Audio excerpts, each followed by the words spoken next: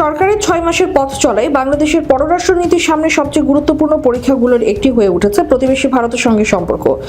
পরিবর্তিত বৈশ্বিক বাস্তবতায় বাংলাদেশের জাতীয় স্বার্থ, অর্থনৈতিক নিরাপত্তা, আঞ্চলিক যোগাযোগ এবং কূটনৈতিক ভারসাম্য সবকিছুর সঙ্গে ভারত সম্পর্কিত। ফলে আবেগ বা রাজনৈতিক অবস্থানের চেয়ে বাস্তবতা ও রাষ্ট্রীয় স্বার্থকে অগ্রাধিকার দিয়ে এই সম্পর্ককে এগিয়ে নেওয়া প্রয়োজন।